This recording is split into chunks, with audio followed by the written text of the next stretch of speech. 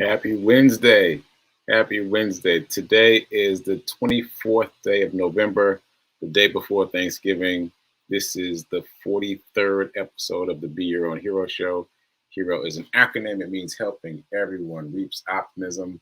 In other words, helping others helps you. It's a reciprocal action.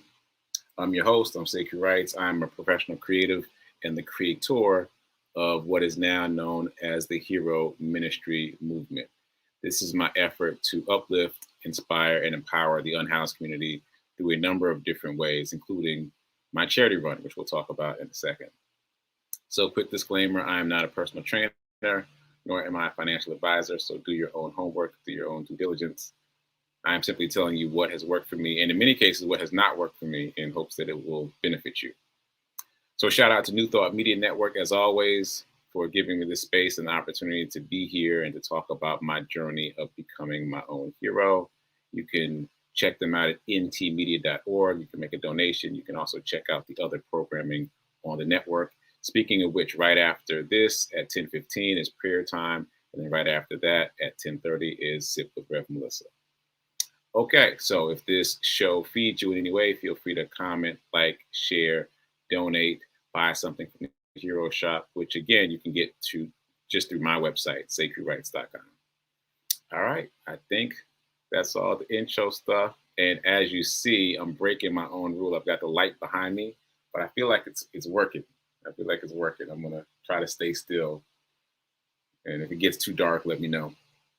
So much better than the car yesterday, right? Okay, so a couple of things I want to talk about. Let's jump into the Hero Ministry Movement news.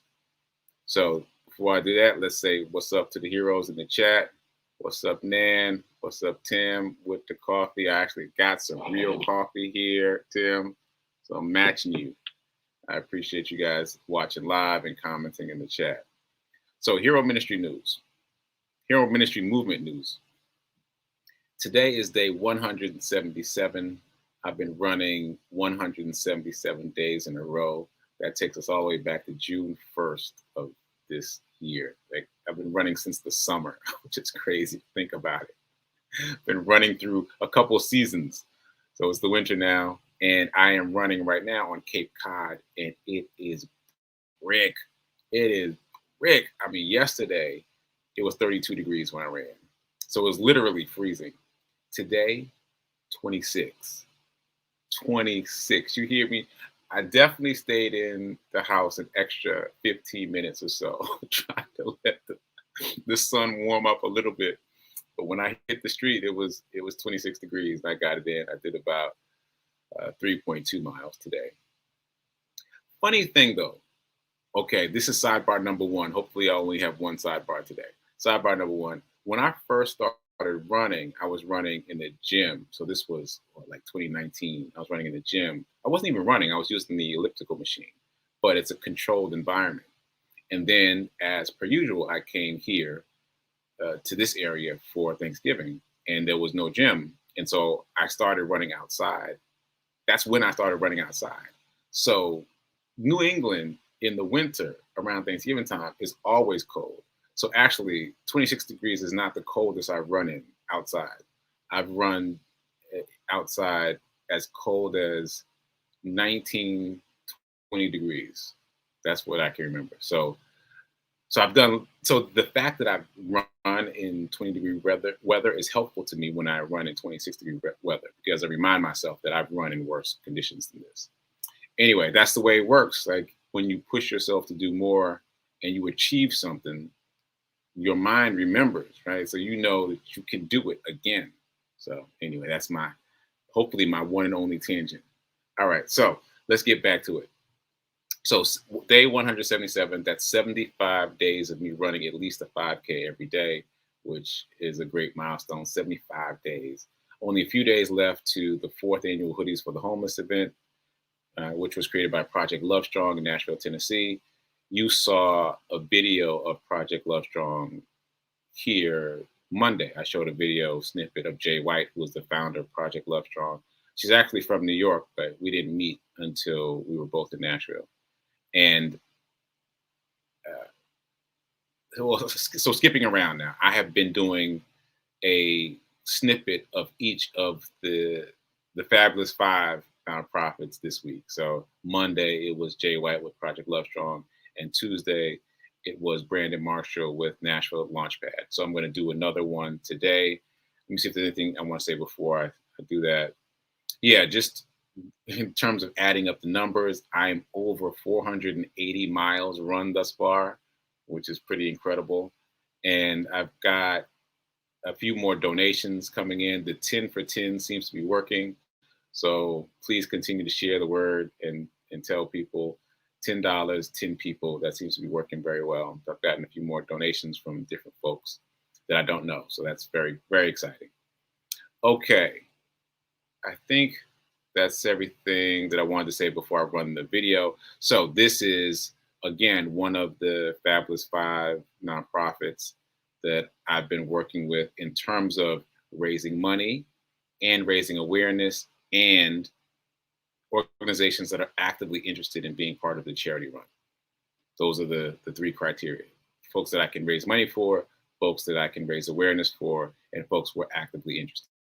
So this is Unhoused St. Louis, and they've been a big help. First of all, let me shout out Ramona real quick before I play the video. Shout out to Ramona for not only making a donation to the charity run, even though she's a beneficiary, but also she made a donation to me personally yesterday. She just sent me some money via Cash App on that day that I, ran in 32-degree weather. She was like, "All right, bro, I see you." So I appreciate that. Thank you. As you know, if you've been watching the show, I'm using my Cash App to invest, so that money will be invested shortly. So let's hear from Ramona Curtis. Here she's being interviewed by Reverend Melissa on her show, Living Life in Joy. Here we go. Homelessness impacts everybody. Anybody is one paycheck away from being unhoused, and this was unacceptable. And there's still people who are experiencing the story that you just shared, employed and unhoused. I think there's a statistic that half of unhoused people are actually employed. The unhoused, the face of the unhoused is not that bum that's on the corner. Mm-hmm. That's the visible one.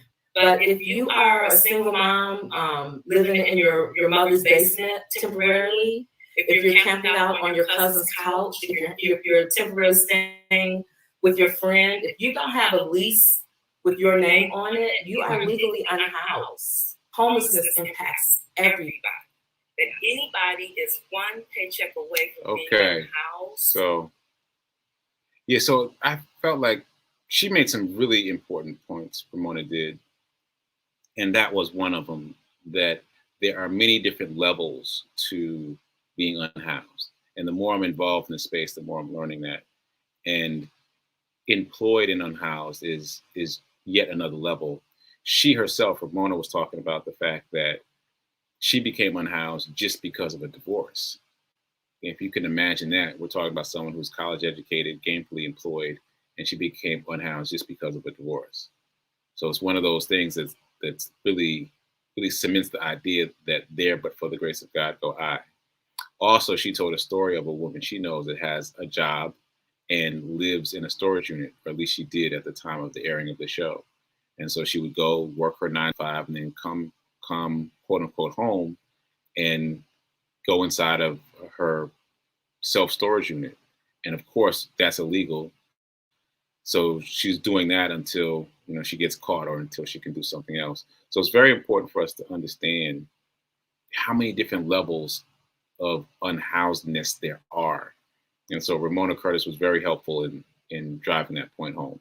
So again, the name of her nonprofit is Unhoused St. Louis. They are doing the work for the unhoused community in St. Louis. So please feel free to interact with them directly. They're on all the social media channels. Just look for Unhoused STL. STL is short for St. Louis.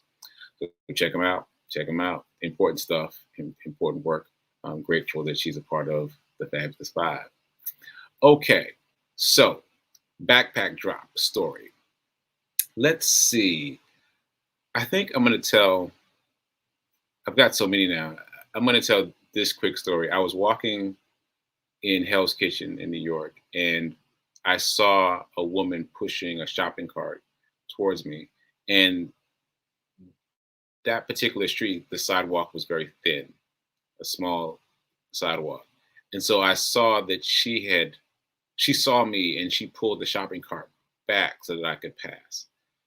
And I don't know why that struck me. It was just like her efforts to not take up too much space, even though she had a lot of stuff, just impressed me for some reason. Anyway, so she backs the shopping cart out of my way. And then I went to the other side to get out of the way of any other pedestrians. And I stopped to chat with her and ask her if she needed anything. And she graciously accepted everything I had. But what the other thing that really stood out to me is that she was really excited about the baseball hats. I happen to have some baseball hats. So, quick sidebar, what I've been doing is kind of going through what I have in my home and adding things to my backpack. This has been very easy to do because, as some of you know, I spent the vast majority of the pandemic in Nashville, Tennessee. And so I haven't been connected with these clothes in New York in some time, in literally years. And so it's been easy for me to purge and just grab stuff and assess whether or not it's in good enough shape to be given away, and then gather those things and take them out. So I grabbed a bunch of I just happened to have a bunch of baseball caps that day. And she was so excited, like kid in the candy store excited about the baseball hats. When she saw the baseball hat, she lit up. And then I realized that she was wearing a baseball cap. And she was like, that's her thing. She really likes baseball caps. She wears them, front ways, sideways, backwards. And that's kind of her thing that makes her feel like her, is wearing baseball caps. And that was a really profound moment for me. I enjoyed that interaction, and I was grateful that I happened to have baseball caps for her that day because they really resonated with her. And then I also gave her the book that I mentioned here before, It Works. It's a very small pamphlet about the power of the law of attraction, basically. And she was a little skeptical about the book, but she was really happy about the baseball hat. So anyway, it was a fun story. Okay, so that's my backpack drop story for the moment, for the day rather. And let me just reset the room. We're coming up on 10 o'clock. So for those of you just joining us, yes, the show now starts at 9:45. It was expanded by New Thought Media Network to be a half hour. I am so grateful to them for acknowledging that and reaching out to ask me about expanding the show time, because I was starting to think about it, but I hadn't made the move, and they reached out to me to talk about expanding the time. So shout out to New Thought Media Network again for recognizing that I am more loquacious than I thought. And I've got a lot more to say than I thought. All right, so it's 10 o'clock. Let's get into the money. Let's do this affirmation together and talk about some things. So here's our affirmation. Same one. Let's just drill it down, make it a habit. I am so happy and grateful to be a multimillionaire in every area of my life. I am so happy and grateful to be a multimillionaire in every area of my life. I ended up saying this to myself, I think it was yesterday when I was feeling some kind of way about something financial. I read that affirmation. And just a reminder, the goal is to feel it, not just say it, but to feel it. Okay, so as you know, if you've been watching the show, I'm on the Cape with the fam for Thanksgiving, and yesterday we did a trip. If you've been watching the show, you also know that I'm test driving a car. I'm test driving the Buick Encore, and so as is our habit, we all pile into the test drive vehicle and we go somewhere. So we went somewhere yesterday. It was about 45 minutes away. And if you had ever told me I'd be spending 45 minutes talking to my dad and my stepmom about NFTs and cryptocurrency, I wouldn't have believed you. But that was the topic of conversation the whole ride. And so they asked me a lot of questions, which helped me kind of gather my thoughts around this. So I want to share what I came up with you. So essentially they were asking, like, how do you mess up? Like, what's the bad news especially in terms of NFTs, which is what I was talking about yesterday. What's the bad news? And that led me to think about it in an expanded way that I hope is very simple for all of us to understand. So here we go. The metaverse is essentially like another planet. Just imagine like another planet, right? It's another world. And in that world, moving to part 2, they spend cryptocurrency on this other world. And on this other world, there's something like the stock market that's called NFTs. So, metaverse, another planet. Cryptocurrency, what they spend on that planet. NFTs, the stock market on that other planet. So I feel like that's a relatively simple way to think about it. It's an oversimplification, of course, but those beats track. And that world, that planet is rapidly expanding. It's expanding so ridiculously fast. And it would behoove us not to ignore it. It would behoove us to learn all we can about it, because as we learn more, that's how we'll figure out how to invest, how to be a part of it in a way that works for us. But the more we shy away from it, the more we lose the opportunity to invest. So back to the question, how do you lose in NFTs? And I didn't really think there was a way to lose in NFTs yesterday, but there is. There is. It's essentially, like I just said, like the stock market. And I want to show, if I can, this really quick video. I discovered that Steph Curry, the NBA player, he has a number of NFTs, some more famous than others. He actually has at least one of the bored apes, bored as in, you know, you don't feel like doing anything, not bored as in a board game. So he has one of the bored apes, and he has some other NFTs too. So I found this video literally last night, and I'm gonna share it with you. It's just a couple of seconds, and it'll elucidate how the NFT market is like the stock market.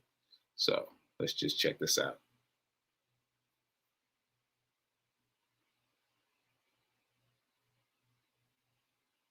At the time I was diagnosed, the options weren't really great options. We're taking on conditions.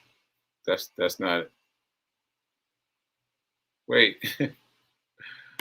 Wait.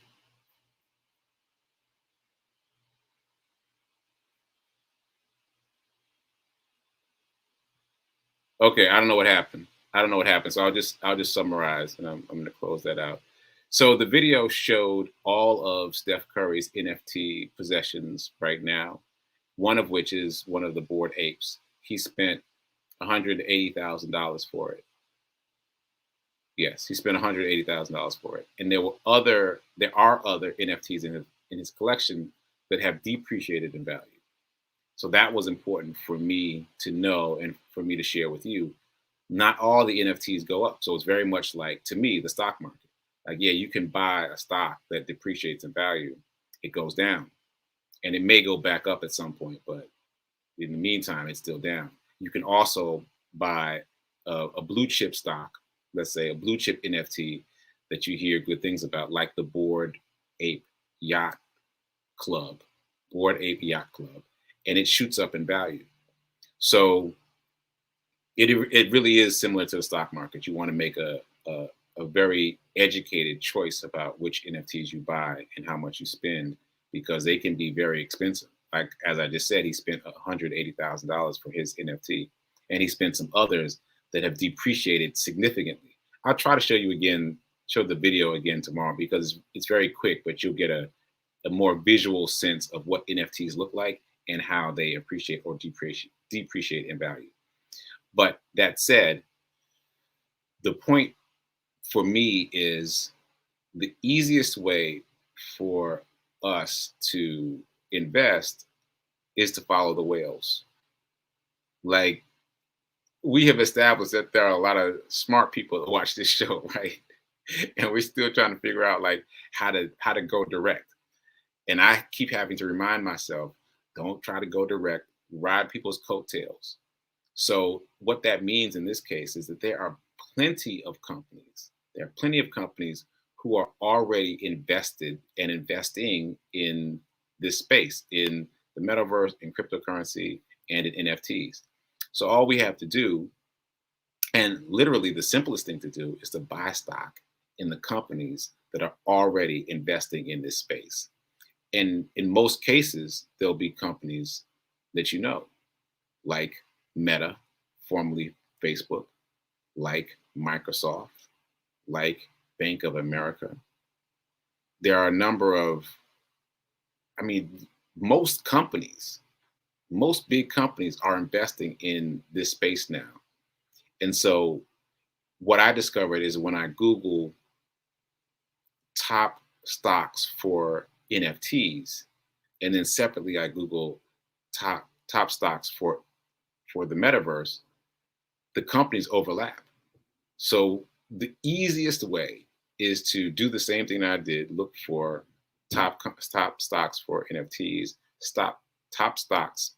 I don't know why I can't say that today. Top stocks for NFTs, for cryptocurrency, and for the metaverse, and buy stock in the companies that show up on all three lists. That's it. That's the simplest thing. Like, yes, I know I spent a lot of time talking about crypto wallets yesterday. And yes, I have set mine up. I haven't done anything with it yet, but I've set mine up. And it's my intention to start playing with that to get a feel for it. But the simplest thing to do is to use our brokerage accounts. And I hope everybody's off the porch now. There should be nobody still on the porch now. Okay? If you're still thinking about investing, come on now, catch up. Let's go. Let's open a brokerage account today because things are moving fast. Okay, that was a quick sidebar. So I'm just saying, like, the easiest way to invest in this planet, as I just described it, is to buy into the companies that are already investing in the planet. And one more thing, I've mentioned Facebook / Meta, Microsoft, Bank of America, Tesla. Tesla, I hear, is coming out with their own smartphone. The smartphone will be preloaded with their own cryptocurrency. And they're doing visionary things already, right? So that makes sense too, to buy into that company, to be a part of all these companies that are rapidly investing in this new planet. Yeah. And just a reminder, there are over 13,000 cryptocurrencies already, as compared to only 180 fiat currencies like dollars, euros, pesos, etc. That's not even close. So a reminder to myself and to you, yes, we can start exploring crypto wallets and how to buy cryptocurrency directly, but the smartest, fastest thing to do is to find the companies that are already investing heavily into this technology and invest in them.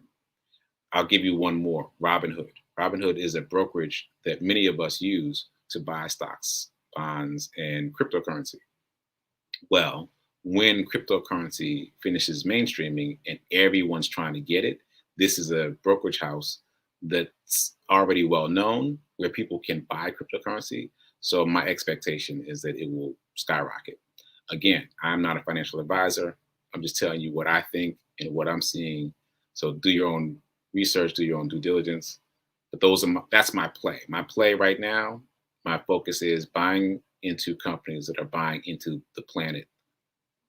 Oh, we got to name this planet, into the crypto planet. Yeah, we can come up with a better name. Drop a better name in the chat if you can think of one. But for now, it's the crypto planet. Okay, so I think that's it about money for now. Oh, just quickly, I'm adding a new book to the resource list. So I will start from the beginning of our resource list, and then I'll add something new at the beginning. So resource list, write these things down if you haven't already.